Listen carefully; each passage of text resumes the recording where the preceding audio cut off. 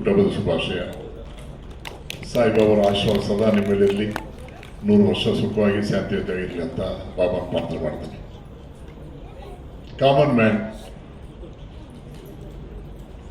ನಮ್ಮ ನಿರ್ಮಾಪಕರು common man ಬಗ್ಗೆ ಸಂಪೂರ್ಣವಾಗಿ ನಿಮ್ಗೆ ಮಾಹಿತಿ ಕೊಟ್ಟಿದ್ದಾರೆ.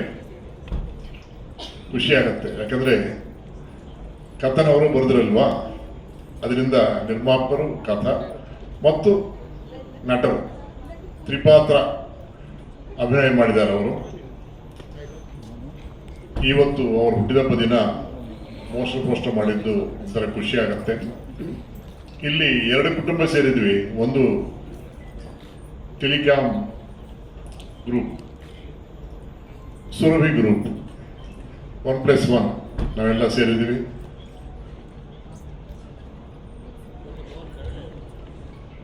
ಸಿನಿಮಾ ಬಗ್ಗೆ ನಿರ್ಮಾಪಕರು ಹೇಳಿದ್ರಿಂದ ನಾವು ಆ ಕಥೆ ಹೇಳೋದು ಸರಿ ಇಲ್ಲ ಅಂತ ಅನಿಸ್ತದೆ. ಕಾಮನ್ ಮ್ಯಾನ್ ಒಬ್ಬ CM ಆದರೆ ಏನು ಮಾಡಬಹುದು, ರಾಜಕೀಯದಲ್ಲಿ ಏನಾದರೂ ಆಗ್ಬೋದು. ಯಾಕಂದ್ರೆ ತಮಿಳುನಾಡು ರಾಜಕೀಯ ನಾವು ನೋಡಿದ್ದೀವಿ. ಒಬ್ಬ ಕಲಾವಿದ MGR ಜೈಲಿಂದ ಆದಮೇಲೆ ಫುಲ್ ಮೆಜಾರಿಟಿ ಬಂದು ಒಂದು CM ಆಗಿದ್ದಾರೆ. ಆಂಧ್ರದಲ್ಲಿ ಪವನ್ ಕಲ್ಯಾಣ್, NT ರಾಮಾರಾವ್, ಬೇಕಾಷ್ಟು ಜನ ಕಲಾವಿದರು ರಾಜಕೀಯಕ್ಕೆ ಬಂದರು, ಸಕ್ಸಸ್ ಆಗಿದ್ದಾರೆ. ಬಟ್ ನಮ್ಮ ನಾಯಕ ಎಲೆಕ್ಷನಲ್ಲಿ ನಿಂತ್ಕೊಳ್ಳದೆ ಫಸ್ಟೇ ನಮ್ಮ ಆ್ಯಂಕರ್ ಮೇಡಮ್ ಹೇಳಿದ್ದಾರೆ, ಎಲೆಕ್ಷನ್ ನಿಂತ್ಕೊಳ್ಳದೆ ಯಾವ ರೀತಿ CM ಆಗಿದ್ದಾರೆ ಅನ್ನೋದೇ ಈ ಕಥೆಯಲ್ಲಿ ಒಂದು ಸಸ್ಪೆನ್ಸ್ ಮ್ಯಾಟರ್. ಇವರ ನಾಯಕರು, ಇವರ ಖಳನಾಯಕರು ಇಬ್ಬರ ಮಧ್ಯೆ ನಾನಿದ್ದೀನಿ. ರಾಜ್ಯಪಾಲರು ರಾಜ್ಯಪಾಲರು ಈಗ ಏನು ನಡೀತಾ ಇದೆ ಕರ್ನಾಟಕದ ರಾಜಕೀಯ, ಯಾವ ರೀತಿ ಬದಲಾವಣೆ ಆಯಿತು, ಅದೇ ರೀತಿ ಅದು ಏನೋ ಗೊತ್ತಿಲ್ಲ, ನಾವು ಯಾವ ರೀತಿ ಊಹೆ ಮಾಡಿದೋ ಗೊತ್ತಿಲ್ಲ. ಇರೋ ಮುಖ್ಯಮಂತ್ರಿಗಳು ಇನ್ನೊಬ್ಬರಿಗೆ ಮುಖ್ಯಮಂತ್ರಿ ಕೊಟ್ಟು ಅವರು ವಾಪಸ್ ಹೋಗೋದು ನಾವು ನೋಡಿದ್ದೀವಿ. ಈ ಸಿನಿಮಾದಲ್ಲಿ ನಮ್ಮವರು ಅದೇ ರೀತಿ ಮಾಡಿದ್ದಾರೆ. ಇಟ್ ಈಸ್ ಎಲ್ಲರೂ ನೋಡುವಂಥ ಒಂದು ಫ್ಯಾಮಿಲಿ ಎಂಟರ್ಟೈನರ್. ಇದರಲ್ಲಿ ಹಾಸ್ಯ ಇದೆ, ಅದ್ಭುತವಾದಂಥ ಹಾಡುಗಳಿದೆ. ವಿನಯ್ ಚಂದ್ರ ತುಂಬ ಚೆನ್ನಾಗಿ ಸಂಯೋಜನೆ ಮಾಡಿದ್ದಾರೆ. ನಾಗೇಂದ್ರ ಪ್ರಸಾದ್ ಅವರು ಚೆನ್ನಾಗಿ ಬರೆದರು. ಗೌರಿ ಬಗ್ಗೆ ಹೇಳಬೇಕಾಗಿಲ್ಲ, ನೋಡಕ್ಕೆ ಚಿಕ್ಕವರಾಗಿದ್ರೂ ಮೂರ್ತಿ ಚಿಕ್ಕದು, ಕೀರ್ತಿ ದೊಡ್ಡದು ಅಂತ ಹೇಳ್ತಾರಲ್ವಾ, ಆ ರೀತಿ ಅದ್ಭುತವಾಗಿ ನಮ್ಮ ಗೌರಿ ಆ್ಯಕ್ಟ್ ಮಾಡಿದ್ದಾರೆ. ಇನ್ನು ನಮ್ಮ ತಂಡ ಇದೆ, ಬೇಕಾಷ್ಟು ತಂಡ ಇದೆ. ಹನುಮಂತರ ಬಾಲ ಇದ್ದ ಹಾಗೆ ಎಲ್ಲರೂ ನನ್ನವರು, ಎಲ್ಲರೂ ತುಂಬ ಚೆನ್ನಾಗಿ ಮಾಡಿದ್ದಾರೆ. ನಮ್ಮ ಟೀಮ್ ಬಗ್ಗೆ ಹೇಳಬೇಕಾಗಿಲ್ಲ. JD ಕೃಷ್ಣ ಆಗ್ಬೋದು, ಎಡಿಟರ್ ಆಗ್ಬೋದು, ನಮ್ಮ ಅಸೋಸಿಯೇಟ್ಸ್ ಆಗ್ಬೋದು, ಶಶಿಕಿರಣ್, ರಾಮಚಂದ್ರ, ಎಲ್ಲರೂ ತುಂಬ ಚೆನ್ನಾಗಿ ಮಾಡಿದ್ದಾರೆ.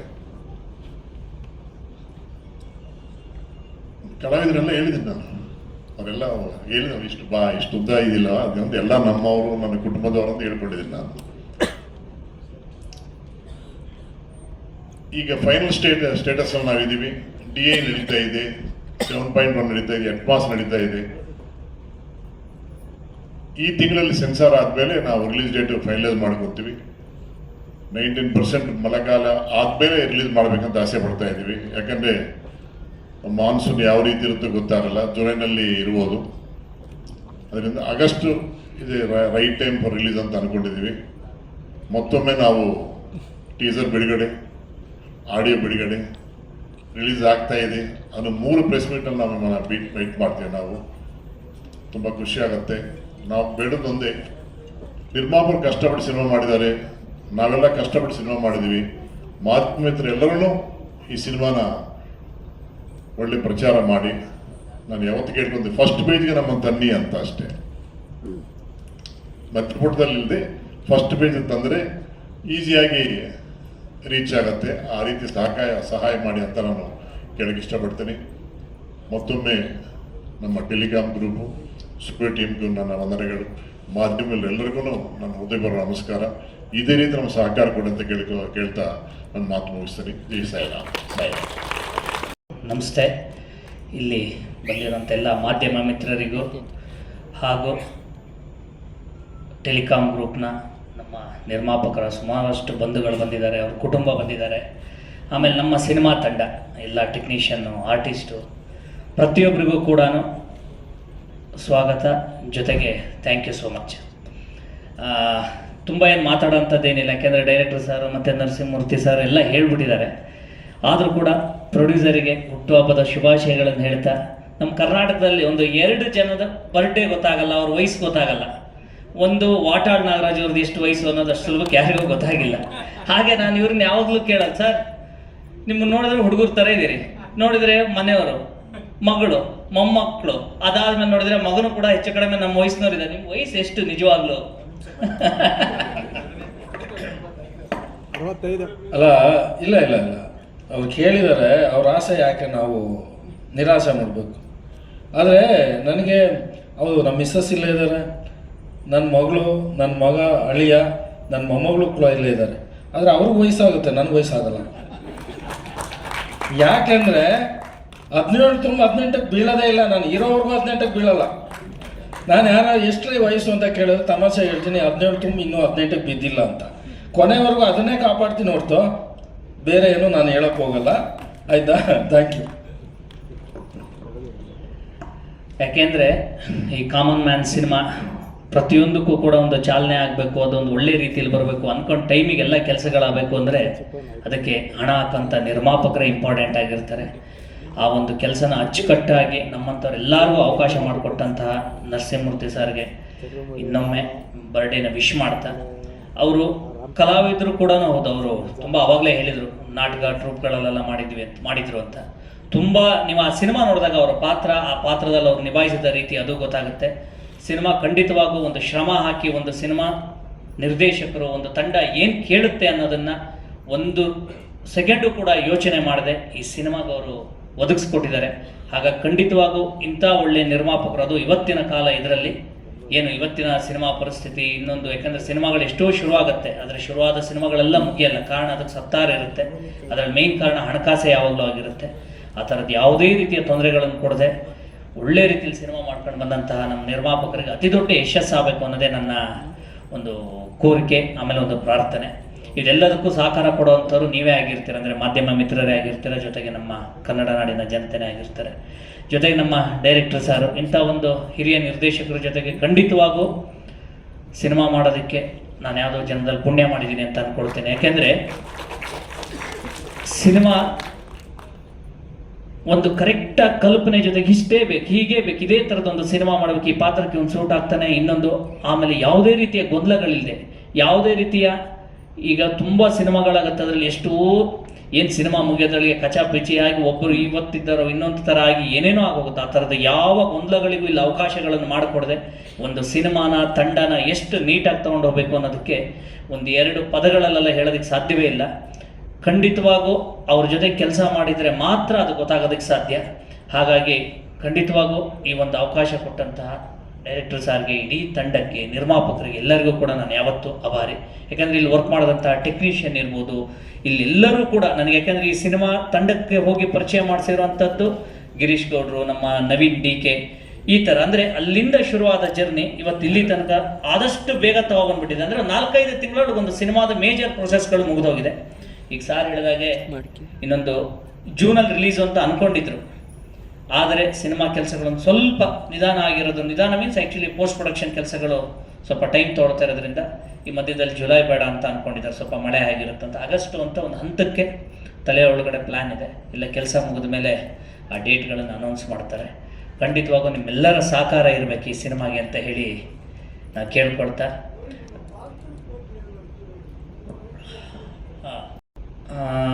ನಿಜವಾಗ್ಲೂ ನನ್ನ ಕತೆ ಕೇಳಿದಾಗ ಸೀರಿಯಸ್ಲಿ ನಾನು ಅವತ್ತೂ ಹೇಳಿದೆ ಇದನ್ನು. ಅದಕ್ಕಾಗಿ ಕೆರೆ ಭೇಟಿ ಆದಮೇಲೆ ನಾನು ಕೂಡ ಒಂದು ಒಳ್ಳೆ ಸಿನಿಮಾ ಮಾಡಬೇಕು. ಕತೆ ಯಾವತ್ತೂ ಏನು ಗೊತ್ತಾ, ನನಗೆ ಈ ಸಿನಿಮಾ ಪಾತ್ರ ನಾನು ಖಂಡಿತ ನಿಭಾಯಿಸಬಲ್ಲೆ, ಇದು ಇಷ್ಟ ಆಗಬೇಕಲ್ವ. ಫಸ್ಟ್ ನಾನು ಕತೆ ಕೇಳಿದಾಗ ಸ್ಟ್ರೈಕ್ ಆಗಿರೋಂಥದ್ದೇ ಒಂದು ಲಾಯರು, ಒಂದಾದ್ಮೇಲೆ ಅವನೊಬ್ಬ ರಾಜಕಾರಣಿ ಆಗ್ತಾನೆ ಅನ್ನೋದು.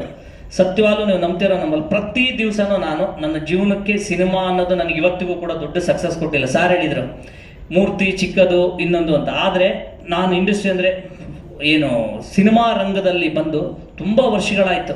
ಅದನ್ನು ಇನ್ನೊಂದು ವೇದಿಕೆಯಲ್ಲಿ ಯಾವತ್ತಾದ್ರೂ ಒಂದು ದೊಡ್ಡ ಗೆಲುವು ಸಿಕ್ಕಿದಾಗ ಹೇಳ್ತೀನಿ, ತುಂಬ ವರ್ಷನೇ ಆಯ್ತು, ಇಲ್ಲಿ ಸುಮಾರು ಜನಕ್ಕೆ ಗೊತ್ತಿದೆ. ಆದರೆ ಒಂದು ದೊಡ್ಡ ಗೆಲುವು ಸಿಗೋ ತನಕ ನಾವೆಲ್ಲರೂ ಕೂಡ ತುಂಬ ಇನ್ನೂ ಒಂದು ಸ್ಟ್ರಗಲಿಂಗ್ ಪೀರಿಯಡಲ್ಲೇ ಇರ್ತೀವಿ. ಈ ಒಂದು ಸಿನಿಮಾ ಒಂದು ದೊಡ್ಡ ಗೆಲುವು ಕೊಡುತ್ತೆ ಅನ್ನೋ ಒಂದು ನಿರೀಕ್ಷೆಯಲ್ಲಿದ್ದೀನಿ.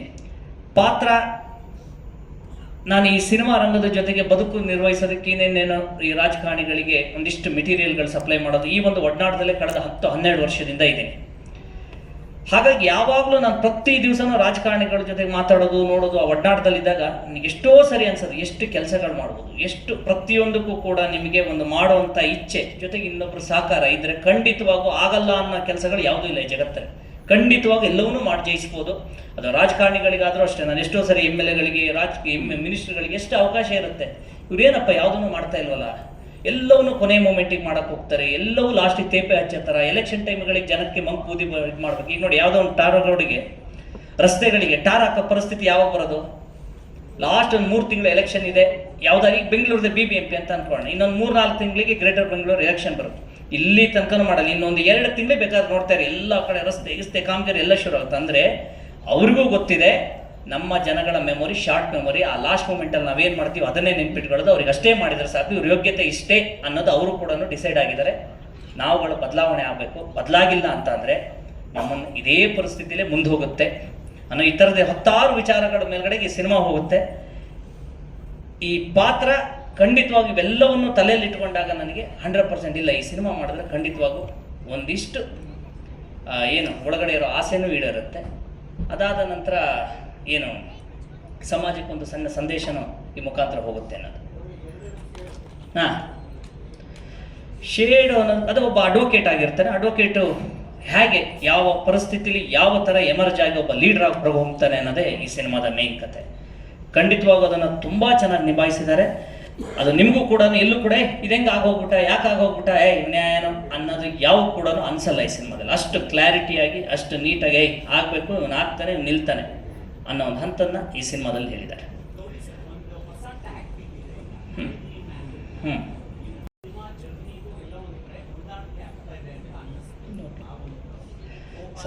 ನಾನು ಯಾವಾಗಲೂ ಅಷ್ಟೇ, ಕೋಪ ತಾಪ ಯಾವಾಗಲೂ ಹೆಂಗೆ ಗೊತ್ತಾ ನನಗೆ ಸಣ್ಣ ವಯಸ್ಸಿಂದನೂ ಯಾವುದಾದ್ರೂ ಒಂದು ತಪ್ಪು ಕಾಣ್ತು ಅಂದರೆ ನನಗೆ ಅಷ್ಟು ಸುಲಭಕ್ಕೆ ನಾನು ಅದನ್ನು ತಡ್ಕೊಂಡಿರೋದೇ, ರಪ್ಪನ್ನು ಅದಕ್ಕೆ ರಿಯಾಕ್ಟ್ ಮಾಡೋಂಥ ಕ್ಯಾರೆಕ್ಟ್ರೇ ನಾನು. ಯಾವುದೊಂದು ತರಕಾರಿ ಅಂಗಡಿ ಹೋಗ್ತೀನಿ, ಟೊಮೊಟೊ ಹಣ್ಣು ತೊಳ್ತೀನಿ, ಹೊರಗಡೆ ರಸ್ತೆ ಬದಿಯಲ್ಲಿ 20 ರೂಪಾಯಿ ಇರುತ್ತೆ, ಅಲ್ಲವನು 25-30 ಅಂತಂದರೆ ನಾನು ಓಕೆ, ಆದರೆ ಏನೋ ಅದ್ರ ಬಗ್ಗೆ ತಲೆ ಕೆಡಿಸಲ್ಲ. ಅವ್ನು 60 ರೂಪಾಯಿ ಅಂತಂದರೆ ರಪ್ಪನ ಅವನ ಜೊತೆ ರಿಯಾಕ್ಟ್ ಮಾಡೋಕ್ಕೆ ಶುರು ಮಾಡ್ತೀನಿ. ಯಾಕೆ? ನನಗೆ 60 ರೂಪಾಯಿ ಕೊಡೋದು ದೊಡ್ಡದಲ್ಲ, ಆದರೆ ನನಗಿಂತ ಬೇರೆಯವ್ರು ಯಾರೊಬ್ಬ ಬಡವ ಬರ್ತಾನೆ, ಇನ್ನೊಬ್ಬ ಬರ್ತಾನೆ, ಅವನಿಗೂ ಕೂಡ ಅದೇ ರೇಟ್ ಹೇಳ್ತಾನೆ. ನನ್ನಂಥವನು ಕೇಳಿಲ್ಲ ಅಂತ ಅಂದರೆ ಎಲ್ಲರೂ ಬಾಯಿ ಮುಚ್ಕೊಂಡಿದ್ರೆ ಈ ಸಮಾಜದಲ್ಲಿ ನಿಮಗೂ ಕೂಡ ಗೊತ್ತಿದೆ ನಿಜವಾದ ತಪ್ಪಿತಸ್ಥರು ಯಾರು ಅಂತ ಅಂದರೆ ತಪ್ಪು ಮಾಡೋರಲ್ಲ. ತಪ್ಪು ಮಾಡೋರನ್ನ ವಿರೋಧ ಮಾಡಿದೆ, ನಮ್ಗೆ ಯಾಕೆ, ನಂಗೆ ಯಾಕೆ, ಅವನೆಂತಾರು ಮಾಡ್ಕೊಳ್ಳಿ, ನನ್ನ ಸುದ್ದಿ ಒಂದು ಬರಲ್ಲ ಅನ್ನೋ ಮನಸ್ಥಿತಿ ಇಟ್ಕೊಂಡವರಿಂದನೇ ಈ ಸಮಾಜಕ್ಕೆ ಅತಿ ದೊಡ್ಡ ಆಘಾತ ಆಗಿ ಕೆಲವಷ್ಟು ಪರಿಸ್ಥಿತಿಗಳು ಮುಂದುವರಿತಾರೆ. ಇದೆ ಓಕೆ ಅಂತ ಅನ್ಕೊಳ್ತೇನೆ ಎಲ್ಲ ರೀತಿಯಲ್ಲೂ. ಥ್ಯಾಂಕ್ ಯು ಅಷ್ಟೇ. ಸಿನಿಮಾ ಬಗ್ಗೆ ಹೆಚ್ಚಿನ ಹೇಳಲಿಕ್ಕಿಲ್ಲ, ನನ್ನ ಪಾತ್ರ ಬಗ್ಗೆ ಮಾತ್ರ ಹೇಳ್ತೀನಿ. ನನಗೆ ಇವರು CM ಸಿನಿಮಾದಲ್ಲಿ, ಬಟ್ ನಾನು ಹೇಳಿದ್ದನ್ನು ಮಾತ್ರ ಇವ್ರು ಮಾಡ್ತಾರೆ. ಆ್ಯಂಡ್ ಒಂದು ರಿಕ್ವೆಸ್ಟ್ ಇದೆ ಸರ್, ಈ ಸಿನಿಮಾದಲ್ಲಿ ಡೈಲಾಗ್ ಇತ್ತು ನನಗೆ, ಅಂದರೆ ಆ CMಗೆ ಒಂದು ಆಫರ್ ಕೊಡ್ತಾ ಇರ್ತೀನಿ, ಒಂದು ಸೈಟು, ಆಡಿ, ಕಾರು, ಅದು ಇದಂತ ಆಫರ್ ಕೊಡ್ತಿರ್ತೀನಿ ಸರ್. ಈ ಸಿನಿಮಾ ಗೆದ್ದರೆ ಅದೆಲ್ಲ ನನಗೆ ಕೊಡ್ಬೇಕು ಸರ್ ನೀವು. ಆ್ಯಂಡ್ ಇನ್ನೊಂದು ಸಿನಿಮಾ ಮಾಡಬೇಕು ನೀವು, ಕತೆ ಬರ್ತಿದ್ದೀನಿ ನಾನೇ ರಾಂಪ ಅಂತ, ಅದನ್ನು ಮಾಡೋಣ. Thank you so much. ಇನ್ನೊಂದು ಖುಷಿಯ ವಿಚಾರ ಅಂತಂದರೆ, ನಾನು ಕನಸಿನಲ್ಲಿ ಕೂಡ ಎನಿಸಿರ್ಲಿಲ್ಲ ನಾನು ಸಾಯಿ ಪ್ರಕಾಶ್ ಅವರ ನಿರ್ದೇಶನ ಒಂದು ಕಲಾವಿದನಾಗಿ ಒಂದು ತೆರೆ ಮುಂದೆ ಬರ್ತೀನಿ ಅಂತೇಳಿ. Thank you so much for that. And Ramachandra ಅವರಿಗೆ ಥ್ಯಾಂಕ್ಸ್ ಹೇಳಲಿಕ್ಕೆ ಇಷ್ಟಪಡ್ತೀನಿ, ಬಿಕಾಸ್ ಅವ್ರನ್ನ ಕಾಲ್ ಮಾಡಿ ಹೇಳಿರೋದು. ಈ ಸಿನಿಮಾಕ್ಕೆ ಒಂದು ಒಳ್ಳೆ ಪಾತ್ರ ಕೊಟ್ಟಿದ್ದಕ್ಕೆ ನಮ್ಮ ಪ್ರೊಡ್ಯೂಸರ್ ಸರ್ಗೆ ಆ್ಯಂಡ್ ಇಡೀ ತಂಡಕ್ಕೆ, ಟೆಕ್ನಿಕಲ್ ಟೀಮಿಗೆ ಎಲ್ರಿಗೂ ಥ್ಯಾಂಕ್ಸ್ ಹೇಳಲಿಕ್ಕೆ ಇಷ್ಟಪಡ್ತೀನಿ. ಆ್ಯಂಡ್ ನಮ್ಮ ಹೀರೋ ಸರ್ ತುಂಬ ಸಪೋರ್ಟ್ ಮಾಡಿದ್ರು ನನಗೆ ಈ ಒಂದು ಸಿನಿಮಾದಲ್ಲಿ. Thank you everyone, thank you. ನಮ್ಮ ಇವರು ಸಮುದಾಯ, ನನ್ನ ಫಸ್ಟ್ ಪ್ರೊಫೆಷನಲ್ ಆಗಿ ಸ್ಟೇಜ್ ಹಚ್ಚಿದ್ದು ಸಮುದಾಯನೇ ಭಾಳ ವರ್ಷಗಳ ಹಿಂದೆ. ಆದರೆ ಅವ್ರಿಗಿನ್ನ ಜೂನಿಯರ್ ನಾನು, ಬಟ್ ಫಸ್ಟ್ ಟೈಮ್ ಸ್ಟೇಜ್ ಹಚ್ಚಿದ್ದು ಸಮುದಾಯ ತಂಡದಿಂದನೇ. ಸೊ ಅದೊಂದು. ಆ್ಯಂಡ್ ಸರ್, ನಮ್ಮ ಲೆಜೆಂಡ್ರಿ ಸಾಯಿ ಪ್ರಕಾಶ್ 106ನೇ ಚಿತ್ರ ಸರ್. ನಾನು ನಿಮ್ಮ ಹೆಸರು ಕೇಳಿದ ತಕ್ಷಣ ಒಪ್ಕೊಂಡ್ಬಿಟ್ಟೆ ಸರ್, ಮಿಕ್ಕಿದೇನು ಮಾತಾಡಿರಲಿಲ್ಲ. It's such a legend. ಅವ್ರ ಒಂದು ಅನುಭವ ಹೇಳಬೇಕು. ಎಲ್ಲೂ ಪ್ರೊಡ್ಯೂಸರ್ ಫ್ರೆಂಡ್ಲಿ ಡೈರೆಕ್ಟರ್ಸ್ ಈ ಥರ ಜಾಸ್ತಿ ಆದರೆ ಕನ್ನಡದಲ್ಲಿ ಸಾಕಷ್ಟು ಸಿನಿಮಾಗಳು ಹೆಲ್ದಿ ಆಗುತ್ತೆ ಅನ್ನೋದ್ರಲ್ಲಿ ತಪ್ಪಿಲ್ಲ. ಈ ಒಂದು ಎಕ್ಸ್ಟ್ರಾ ಶಾರ್ಟ್ ಶೂಟ್ ಮಾಡಿಲ್ಲ. ನಾನು ನೋಡಿದ್ದೀನಿ ಕಣ್ಣಾರೆ 2 ಅವರ್ ಫಿಲಮ್ಗೆ ಎಡಿಟ್ ಟೇಬಲ್ಗೆ ನಾಟ್ ಕೊಡಲ್ಲ. ಓಕೆ ಶಾರ್ಟ್ಸೇ 40 ಅವರ್ ತರ್ತಾರೆ. ಆದರೆ ಆ ಮಿಕ್ಕ ಎಷ್ಟು 38 ಅವರು ಇಸ್ ಪ್ರೊಡ್ಯೂಸರ್ಗೆ ಆಗಿರೋ ಲಾಸ್. ಸರ್ ಒಂದು ಎಕ್ಸ್ಟ್ರಾ ಶಾರ್ಟ್ ತೊಗೊಂಡಿಲ್ಲ. ನಾನು ನೋಡ್ದಂಗೆ ನಾನೇ ಕೇಳಿದ್ದೀನಿ, ಸರ್ ಇಲ್ಲಿ ಇಲ್ಲಿ ಇಲ್ಲಿ ಹಿಂಗೆ ಮಾಡಲ ಸರ್, ಈ ಥರ ಹಿಂಗೆ ಬಂದ್ಬಿಟ್ಟು ಮಾಡಲ ಸರ್. ಬೇಡಪ್ಪ, ನೀನು ಎಂಟಾಣಿ ಆ್ಯಕ್ಟಿಂಗ್ಗೆ ಸಾಕು, 5 ರೂಪಾಯಿ ಎಲ್ಲ ಬೇಡ. 2-3 ಸಲ ಹೇಳಿದ್ಮೇಲೆ ಕೇಳೋದು ಬಿಟ್ಬಿಡೆ. But perfect he knows. ಅವ್ರ ಎಡಿಟ್, ಐ ಥಿಂಕ್ ಎಡಿಟಲ್ಲಿ ಯೋಚನೆ ಮಾಡ್ತಿರಲ್ಲ ಸರ್ ನೀವು, ಎಡಿಟ್ ಆಗಿ ಯೋಚನೆ ಮಾಡಿ ಶೂಟ್ ಮಾಡ್ತೀರಿ. ಸಚ್ ಅ ಗ್ರೇಟ್ ಎಕ್ಸ್ಪೀರಿಯನ್ಸ್ ನನಗೆ. ನಾನು ಎಲ್ಲ ಕಡೆ ಹೇಳ್ಕೊಂಡು ತಿರುಗ್ತಾ ಇದ್ದೀನಿ, ಎಸ್ಪೆಷಲಿ ಯಂಗರ್ ಡೈರೆಕ್ಟರ್ಸ್ಗೆ. ಈ ಥರ ಪ್ರೊಡ್ಯೂಸರ್ ಫ್ರೆಂಡ್ಲಿನೆಸ್ ನಿಮಗೂ ಬರಲಿ. 2 ಅವರ್ ಫಿಲಮ್ಗೆ 40 ಅವರ್ ಫುಟೇಜ್ ಶೂಟ್ ಮಾಡಿ ಲಾಸ್ ಮಾಡಬೇಡಿ ಅಂತಲೇ ಹೇಳ್ತಾ ಇದ್ದೀನಿ. So thank you very much for this opportunity sir. Thank you sir. ಎಲ್ರಿಗೂ ನಮಸ್ಕಾರ. ಕೆಲವೊಮ್ಮೆ ಹೇಳ್ತಾರೆ ದೇವ್ರು ಹೊರ ಕೊಟ್ರು ಪೂಜಾರಿ ಹೊರ ಕೊಡಲ್ಲ ಅಂತ. ಆ ರೀತಿ, ಯಾಕಂದರೆ ನಮ್ಮ ನಿರ್ದೇಶಕರು ಸಾಯಿಬಾಬಾ ದೇವ್ರ ಥರ. ನಾನು ಬಹಳ ವರ್ಷದಿಂದ ಪರಿಚಯ. ಯಾವುದೇ ಒಂದು ಫಂಕ್ಷನ್ಗಾಗಲಿ, ಸೆಲೆಬ್ರಿಟಿ ಶೋ ಆಗಲಿ, ಆಮೇಲೆ ನಮ್ಮ ಡೈರೆಕ್ಟರ್ ಅಸೋಸಿಯೇಷನ್ ಮೀಟಿಂಗ್ ಆಗಲಿ ಎಲ್ಲ ಬಂದಾಗ ಒಂದು ಸೀನಿಯರು, ಒಂದು ಭಯನೂ ಇರೋದು, ಆಮೇಲೆ ಒಂದು ಆಸೆನೂ ಇರೋದು. ಸಾಯಿ ಪ್ರಕಾಶ್ ಸರ್ ಸಿನಿಮಾದಲ್ಲಿ ಎಲ್ಲೋ ಒಂದೇ ಒಂದು ಸೀನ್ ಬಂದು ಹೋದ್ರೂ ಎಲ್ಲೋ ಒಂದು ಸಮಾಧಾನ ಅಂತ. ಅದೇ ರೀತಿ ರಾಮಚಂದ್ರ ಅವ್ರಿಗೂ ನಾನು ಕೇಳಿದ್ದೆ, ಸರ್ದು ಒಂದು ಸಿನಿಮಾ ಶುರು ಆಗ್ತಿದೆ ಅಂತ. ಆಗ ಹೇಳಿದ್ದೆ, ಜಿ ಹೇಳಿ ಜಿ ಒಂಚೂರು ಅಂತ. ರಾಮಚಂದ್ರ ಅವ್ರು ಹೇಳಿದರು, ಜಿ 1 ಡೇದಿದೆ, ಒಂದು 2 ಸೀನ್ಸ್ ಇದೆ ಅಷ್ಟೇ ಜಿ, 1 ಸೀನ್ ಇದ್ರೂ ಪರವಾಗಿಲ್ಲ ಜಿ, ಮಾಡ್ತೀನಿ ಅಂತ ಹೇಳಿದ್ದೆ.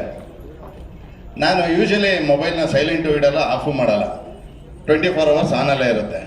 ಒಂದ್ಸಲಿ ಆನ್ ಮಾಡಿ ಇಟ್ಟಿದ್ದೀನಿ, ಮಾಮೂಲಿ ಮಲ್ಕೊಂಡು. 5:15 ಫೋನ್ ಬರುತ್ತೆ.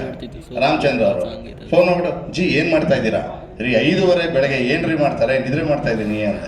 ಎಲ್ಲಿದ್ದೀರಾ ಅಂದ್ರೆ ಬೆಂಗಳೂರಲ್ಲೇ ಇದ್ದೀನಿ.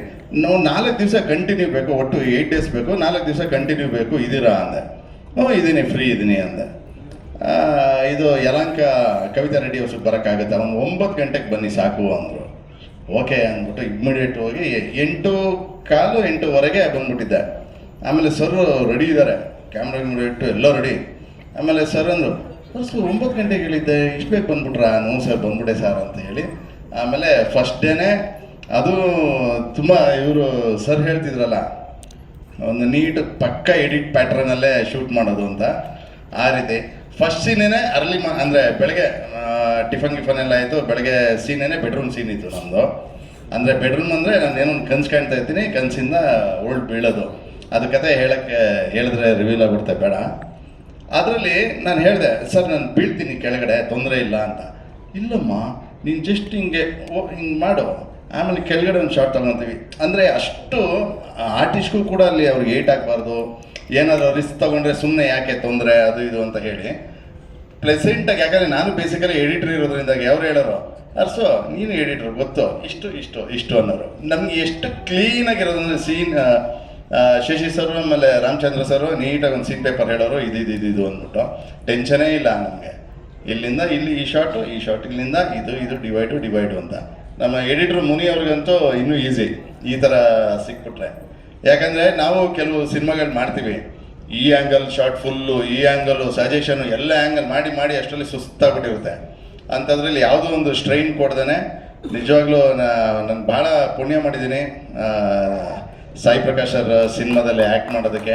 ಆಮೇಲೆ ರಾಮಚಂದ್ರ ಅವ್ರಿಗೂ ನಿಜವಾಗ್ಲೂ ಅವರು ದೇವರು, ನೀವು ಪೂಜಾರಿ ಥರ ಅಂತ ಹೇಳ್ಬೋದು.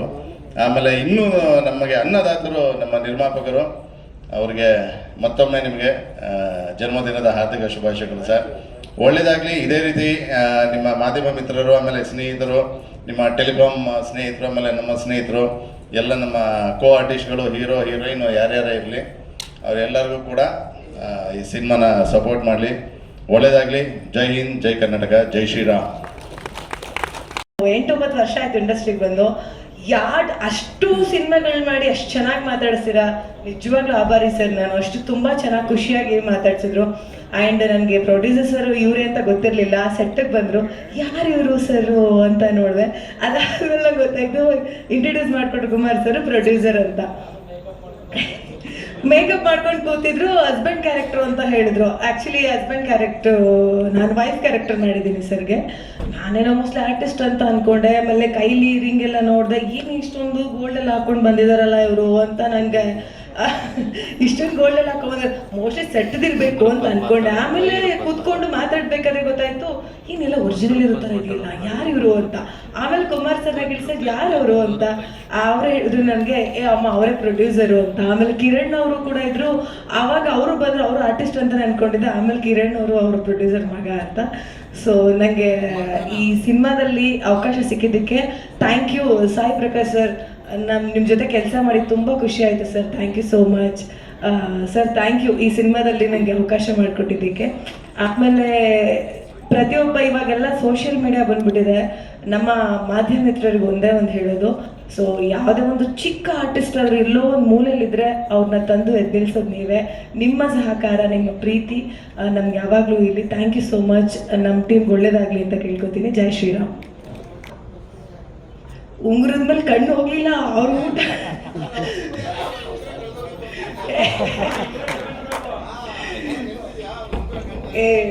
ಅವರು ಸರ್ ಆಕ್ಚುಲಿ ನಾನು ಒಂದ್ಸರಿ ಕೇಳಿದೆ, ಅವ್ರ ತಾಯಿದೇನೋ ಕಾಲುಂಗ್ರನ ಚಿನ್ನ ಮಾಡಿ ಹಾಕೊಂಡಿದ್ರು. ಸೊ ನನಗೆ ಆ ಉಂಗ್ರ ನೋಡಿದೆ, ಏನೋ ಇದು ಗೋಲ್ಡಾ ಅಲ್ವಾ, ಇದು ಏನು ಸೆಟ್ಟದ, ಇವ್ರು ಯಾಕೆ ಇಷ್ಟೊಂದು ಗೋಲ್ಡ್ ಹಾಕಿದ್ದಾರೆ ಅಂತ ಗೊತ್ತಾಗ್ಲಿಲ್ಲ. ಆಮೇಲೆ ಗೊತ್ತಾಯ್ತು ಅವ್ರ ಪ್ರೊಡ್ಯೂಸರ್ ಅಂತ. ಅದೆಲ್ಲ ಸೀನಲ್ಲಿ ಎಲ್ಲ ಬಿಚ್ಚಿಬಿಟ್ಟು ಅವರು ದುನಿಯಾ ಅಂತ ಇದ್ದಾರೆ, ಅವ್ರ ಕೈಲಿ ಒಂದು ಬ್ಯಾಗಲ್ಲಿ ಹಾಕಿ ಒಂದು ಕವರಲ್ಲಿ ಹಾಕಿ ಕೊಟ್ಟರು ಸೀನಲ್ಲಿ. ಓ ಇದು ಚಿನ್ನನಾ ಅಂತ ಅವಾಗ ಗೊತ್ತಾಗಿತ್ತು ನನಗೆ. ಥ್ಯಾಂಕ್ ಯು ಸರ್, ಎಲ್ರಿಗೂ ಥ್ಯಾಂಕ್ ಯು ಸೋ ಮಚ್. ಸರಿ ಸರ್. ಎಲ್ಲರಿಗೂ ನಮಸ್ಕಾರ. ಫಸ್ಟ್ ಆಫ್ ಆಲ್ ನಮ್ಮ ಪ್ರೊಡ್ಯೂಸರ್ ಅವ್ರಿಗೆ ಮಿನಿಮಮ್ ಅವರ happy returns of the day sir. ನಿಮ್ಮ ಆಶೀರ್ವಾದ ಎಲ್ಲರಿಗೂ ಇರಬೇಕು. ನಮ್ಮ ಸಾಯಿ ಪ್ರಕಾಶ್ ಅವರು ಡೈರೆಕ್ಷನಲ್ಲಿ ಮಾಡಿದ್ದು ತುಂಬ ಖುಷಿ ಆಗ್ತಾಯಿದೆ. ಫಸ್ಟ್ ಟೈಮ್ ನಾನು ಮಾಡಿದ್ದು ಅವರು ಡೈರೆಕ್ಷನಲ್ಲಿ. ಕೇಳಿಸ್ಕೊಂಡಿದ್ದೆ ಅವರು ನಮ್ಮ ತಿಳ್ಗವ್ರೆ ಅಂತ. ಆಮೇಲೆ ಗೊತ್ತಾಯಿತು. Thank you sir. ನಿಮ್ಮ ಪ್ರೀತಿ ಅಭಿಮಾನಾಗಿ ಅವ್ರು ನಮ್ಮ ಅಪ್ಪ ಥರ. ಅವರು ಯಾವಾಗಲೂ ನಮ್ಗೆ ಹುಷಾರಿಲ್ಲದಿದ್ದರೂ ಅವರು ನನಗೆ ಸಪೋರ್ಟ್ ಮಾಡಿದ್ದಾರೆ. ಎಲ್ಲ ಕಡೆಯ ಸಪೋರ್ಟಿಂಗ್ ತುಂಬ ಥ್ಯಾಂಕ್ಸ್. ಇಲ್ಲಿ ಬಂದಿದ್ದವರೆಲ್ಲರಿಗೆ ತುಂಬ ಥ್ಯಾಂಕ್ಸ್ ಹೇಳ್ಕೊತಾ ಇದ್ದೀನಿ. ಅದೇ ನಮ್ಮ ಮೂವಿಯಲ್ಲಿ ನಾನು ಒಂದು ಸಪೋರ್ಟಿಂಗ್ ರೋಲು ಮಾಡಿದ್ದೀನಿ. ಅದು ತುಂಬ ಖುಷಿ ಆಗ್ತಾಯಿದೆ ಮಾಡಿದ್ದಕ್ಕೆ. Thank you all. ಎಲ್ಲರಿಗೂ ನಮಸ್ತೆ. ಎಲ್ಲರೂ ಬಂದಕ್ಕೆ ತುಂಬ ಧನ್ಯವಾದಗಳು. ಏನು ಹೇಳಬೇಕು ಪಾತ್ರ ಅಂದರೆ ಕೇಳಿಸ್ತಿದ್ದ. ಖುಷಿ ಏನಂದರೆ ಫಿಲಮಲ್ಲಿ CM ಮಗ ನಾನು, ರಿಯಲ್ ಆಗೂ ಅವ್ರ ಮಗ.